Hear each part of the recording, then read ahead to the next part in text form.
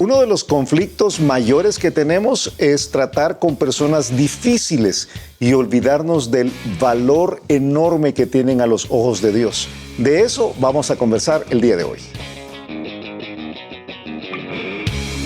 El reto de hoy. Acompáñanos en esta conversación dinámica para entender mejor cómo vivir nuestras vidas a la manera de Dios.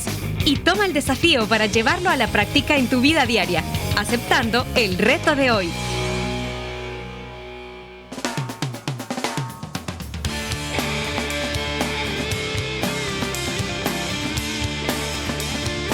Hola, ¿qué tal? ¿Cómo están? Somos Julio e Iván Contreras y te enviamos un gran saludo, un fuerte abrazo desde el reto de hoy, día jueves. ¿Cómo estás, Julito? Muy bien, contento, como te he dicho cada semana, de tener aquí a Chief. Cada día. Preocupado, sí, cada día. Preocupado que hoy vamos a ver la parte final de Jonás capítulo 4. Y muy preocupado porque todavía nos queda el día viernes. Vamos a terminar. Sí, un buen resumen. Sí, del libro también. Así que, pero aprendiendo acá, estamos hablándole a Jonás, diciéndole a Jonás que tiene que tomar leche, ¿verdad? Que no tiene que preocuparse, que no debe frustrarse, que lo importante son las cosas eternas. Y ayer Chief nos metió directamente en eso al hablarnos de lo banal, de lo transitorio. Mira, y estamos conociendo al Chief, que yo veo que ahora que le gustan mucho los grises. Sí. De los 4 días ha venido gris, ¿no has visto? Sí, es de mis colores favoritos. Sí. Fashion Police. Sí, hoy resulta. Ahora resulta, vas a creer. Sí. No, Dime qué colores debe utilizar. No. Que va con mi piel. La de esa en nuestro caso es Roxarita. Roxarita la que se usa. Te creo. Esa camisa no te queda bien. Sí, y la sí, otra sí. tampoco. Sí, El problema es que tienes que bajar. Mira, estamos ahí en Jonás capítulo 4. Estamos hablando de Jonás, un hombre tan parecido a la realidad de todos nosotros. Sí.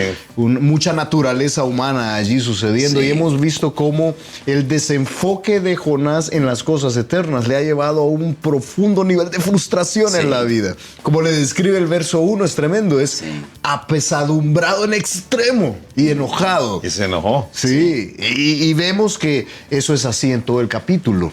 Y es tremendo porque si tú y yo quizás hubiésemos escrito el libro de Jonás, lo hubiésemos terminado en el capítulo 3. Sí. Piénsalo, Sí. porque el capítulo 3 es el clímax del libro. Sí.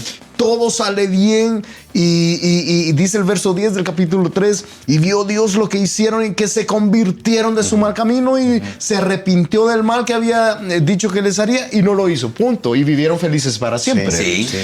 Podríamos haber terminado el libro ahí, pero Dios nos permite un capítulo 4 que nos permite ver cómo Jonás se parece tanto a ti y a mí. La realidad de la vida, ¿verdad? En varias ocasiones en la Escritura, ahora que lo decís, me haces pensar que Dios pone un énfasis en que en la vida cristiana lo importante no es cómo comienzas, sino cómo terminas. Sí. Y tú tenés algunos casos tristes, como Jonás, creo yo que es triste, es la mera verdad. Es triste, es enojado, es apesadumbrado y es otro montón de cosas. Pero tú tenés a Noé. Noé, uno de los... Yo siempre pienso, Chief, yo eso creo que nunca hemos conversado contigo de eso, pero yo creo que el epítome, el cuadro, el niño póster, el niño símbolo del emprendimiento o de los emprendedores ahora es Noé. Sí. Noé tiene todo esto de autogestión, él financia su propia empresa, es innovador, todo lo que tenés y uno dice, wow, qué tremendo, ¿verdad? Todo lo que hace. Pero termina borracho. Mira, y además, Qué lamentable. Qué lamentable. 100 años de fidelidad de Jonás. O sea, Jonás de Noé, sí, Noé pasó 100 años. 120 años. Sí, siendo fiel. Sí. Y de pronto en una borrachera se acabó su Pero fidelidad. tú tenés a Job que termina bien. Sí. O sea, que él pasa por su bache así bache jonasiano, donde se desanima, pero termina bien. Sí. Entonces yo creo que la clave es cómo uno termina. Y como termina Jonás, es mal. Termina muy mal. Y es un libro que termina con una pregunta. De nuevo, si tú y yo hubiésemos escrito el libro, terminar un libro con una pregunta es curioso. Sí, tú estás escribiendo un cuento y terminas con... ¿Y entonces cómo terminaron? Y terminas con una pregunta, es una cosa, ¿qué pasó acá? Te está escribiendo. Sí, exacto. Y así termina este libro. Así sería una película de Christopher Nolan. Sí. Y to be continued. Sí. Continuará. Pero termina así porque es una pregunta de Dios para Jonás, para enfocarle. para enfocarle. De nuevo, hemos visto que Dios hace 3 preguntas allí a Jonás. Vamos a ver la tercera el día de hoy. Y vemos ahí en el capítulo 4, en el verso 10, mira, luego que Jonás ha vivido lo temporal, vimos ayer que él ha disfrutado mucho de una planta de calabazas que era temporal y luego de la noche a la mañana se pierde. Entonces se alegra grandemente, dice, por la calabacera, pero se entristece tremendamente por la calabacera. Y vemos cómo lo temporal, tener ese enfoque en lo temporal, te hace una mala jugada, ¿sí? Te hace sacudir las emociones. Pero luego dice allí en el verso 10, terminando el capítulo 4, y dijo Jehová, ¿tuviste tú lástima de la calabacera en la cual no trabajaste ni tú la hiciste crecer, que en espacio de una noche nació y en espacio de otra noche pereció? De la noche a la mañana nació y pereció, es temporal.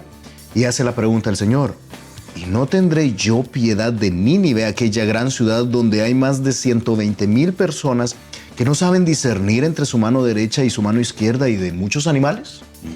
Qué tremenda forma de terminar. ¿Sabes qué está diciendo? Inconcluso. Sí, total. Y lo que le está diciendo es, tú estás tan enfocado en lo temporal, que te importa mucho lo temporal, y las personas que son eternas no nos van a importar.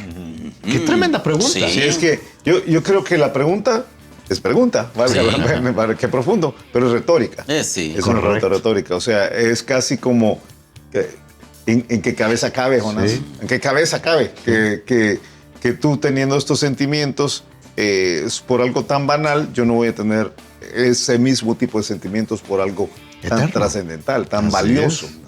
Y quizás es una aplicación para nosotros, ¿verdad? Porque nosotros podemos preocuparnos por tantas cosas de la vida, de tener ordenada la vida, y mi salud está así, y tengo seguro para mi vejez, y he tenido una buena relación con mis papás y con mis hijos, y entonces yo estoy viendo y que ya mis yernos los he adoptado como hijos, y de pronto las almas, porque estamos hablando de eternidad, que no hemos dicho cómo se llama la serie, pero las almas, que son una de las 2 cosas eternas que dice la Biblia, no nos preocupan. Jonás, no te frustres, lo importante es lo eterno. Sí. Lo que importa es lo eterno. Sí. Y es eso lo que está haciendo. Sí. Creo que volvemos a lo mismo, fíjate, que creo que tú lo mencionaste ayer. Es que mantener el enfoque en las cosas correctas es muy difícil cuando estas cosas correctas no son visibles. Sí. O sea, es más fácil mantener el enfoque en lo visible, y casi porque lo invisible no se ve. O sea, sí, pero es lo que dice Pablo en 2 Corintios. Ustedes tienen que entender que esta leve tribulación momentánea que produce en nosotros un cada vez más excelente y eterno peso de gloria, no debe desenfocarnos. Nosotros tenemos que poner la vista en las cosas que se ven, las cosas que no se ven, ¿verdad? Y no en las cosas que se ven, porque las cosas que se ven son temporales, las que no se ven son eternas. Pero específicamente estar hablando de las almas de los hombres, porque ahí está diciendo, hey, te alegraste por la calabacera. Claro. Pero no por... No habla de almas como tal, sí, no aparece, pero es evidente en el texto, en el versículo 2, que la molestia y el enojo de Jonás está en que Dios ha tenido misericordia de las personas de Nínive. Todo el libro se trata de Dios va a juzgar a Nínive. Entiéndase, juzgar como va a destruir a Nínive. Sí, va a juzgar a las personas y va a destruirlas. De hecho, ese es el mensaje de Jonás ahí en el capítulo 3. De aquí a 40 días Nínive será destruida. Sí, ese es el mensaje y eso es lo que sucede. Y Dios tiene misericordia y ya no lo hizo, ya no los destruye. Entonces Dios dice, la pregunta retórica que hace al final es, hey, yo voy a tener piedad de no destruir a 120,000 personas que no logran discernir entre su mano derecha y su mano izquierda. Sí habla de las personas como tal. Yo planteo aquí una posibilidad. Y si no, pueden tirarme piedras, no hay ningún problema. Yo creo que aquí hay primariamente un mensaje de la importancia eterna de las almas. Creo que estas 120,000 personas, no sé, ¿verdad? Tú mismo me lo decías hace un rato, yo creo que de alguna forma está refiriéndose primordialmente a niños, porque todavía no pueden discernir entre la mano derecha y la mano izquierda. O sea, o sea, yo creo que... O quizás porque tenían también ceguera espiritual en un sentido. Pudiera ser, aunque por la dimensión del tamaño de de la ciudad que 3 días de camino. de 3 días de camino. 120,000 es muy poco. Sí, entonces es muy posible que sean niños. Es muy posible, es muy posible. Si no es así, entonces ¿quién nos puede tirar piedras de Jonás cuando lleguemos al cielo?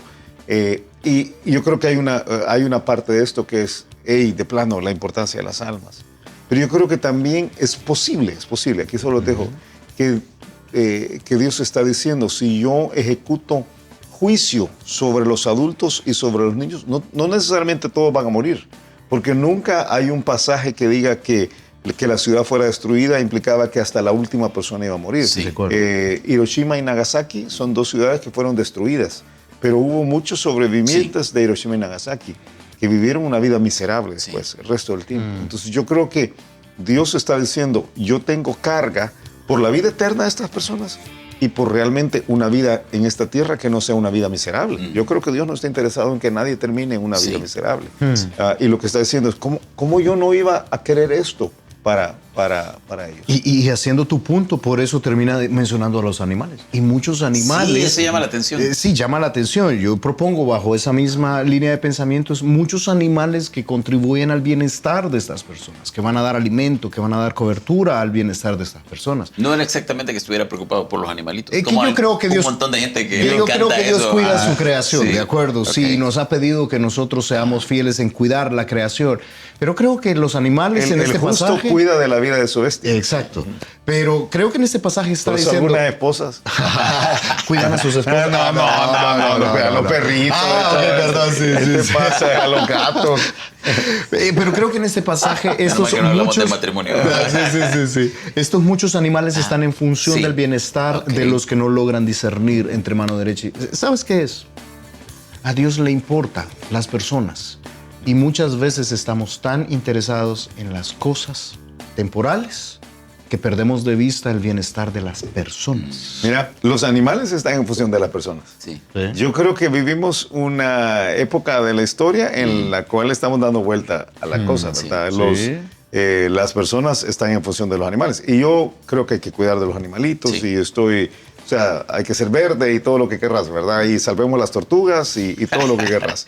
Pero los animales fueron creados no para... Los hombres no fueron creados para los animales. No. Los hombres fueron creados para señorear sobre los animales. Y aquí tenés un caso en el cual Dios está diciendo, yo voy a cuidar de los animales porque ahí están esas personas a las que tengo que cuidar. Sí. O sea, son las dos cosas. A Dios le importa a la gente. Sí, a Dios le A importa Dios a le la importa a la gente. gente. Mira, Sí. yo tengo una pregunta pensando... Por eso sigue comiendo pollo. No te hagas vegetariano, mira. Dicen que los colombianos tienen buenos asados. Sí. Tremendos, Sí. tremendos. Mira. Y de todo tipo de animales. Sí. Mira, pensando en el libro, yo me imagino que mañana vamos a entrar un poco más de esto. El libro no es la historia de la salvación de Nínive. Es la historia de Jonás. Sí. Ahora no sé cómo decirlo, un profeta malo, tremendo porque él Un cumplió. profeta desobediente. Pero cumplió al final, obedeció, Sí. terminó obedeciendo. Pero creo que nos tiene que enseñar algo más en cuanto a este elemento de la eternidad. Claro. O sea, ¿cómo podemos? Ahora yo pienso como cristianos, y yo sí creo que hay muchos de los que nos escuchan que aman al Señor y que quieren de alguna forma conectarse con los deseos de Dios para su vida, para llevarlos a la práctica. Y lo que hemos dicho desde el principio, a veces es tan difícil en el día a día ir del vehículo ahorita con que te meten en un carro y que los niños van peleando atrás y las preocupaciones de deudas, de salud, de todo eso. ¿Cómo podemos realmente nosotros no caer en el error que cayó Jonás? Sí. Te propongo que no vas a disfrutar de la obra de Dios mientras no te importe lo que a Dios le importa. Tú puedes estar activo en la obra de Dios. Sí. Puedes estar y haciendo las cosas correctas, Sí. pero puedes vivir una vida frustrada haciendo las cosas correctas si no te importa lo que a Dios le importa. De acuerdo.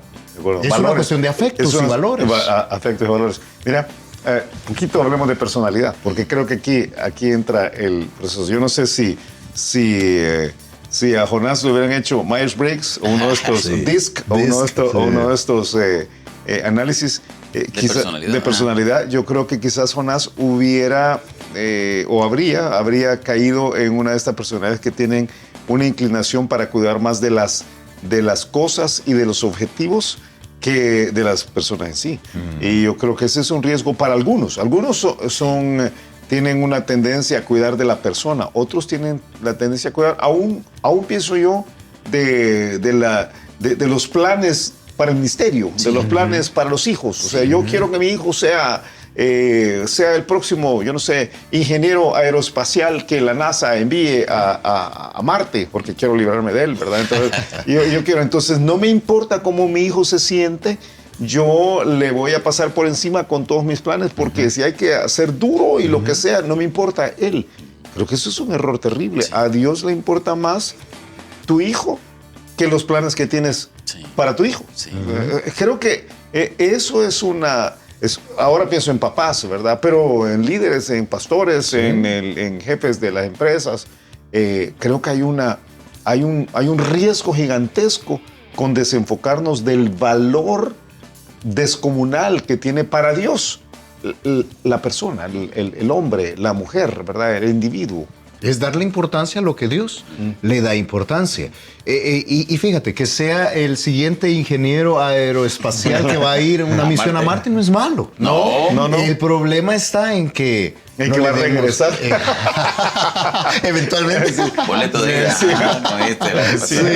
El problema está en que no le demos valor a la persona. Sí. Que no le demos valor a lo que Dios le da valor. ¿Y cuánto podemos caer en esto? En los procesos con mi esposa. Muchas veces yo veo como algunos están tan involucrados, incluso en cosas buenas, en su trabajo, en sus empresas, en la iglesia misma. Pero no le estamos dando importancia a mi esposa, a los hijos, no le estamos dando importancia a lo que Dios le da importancia. Entonces, cuidado, porque eso es lo que le pasó a Jonás. Jonás tuvo al final un ministerio muy exitoso. Exitoso como nadie. Como nadie. Que tú llegaras a Bogotá y que todos se hubieran convertido. Impresionante. En unos días. Sí. Mira, y que tú vinieras enojado. Sí, y que vinieras enojado.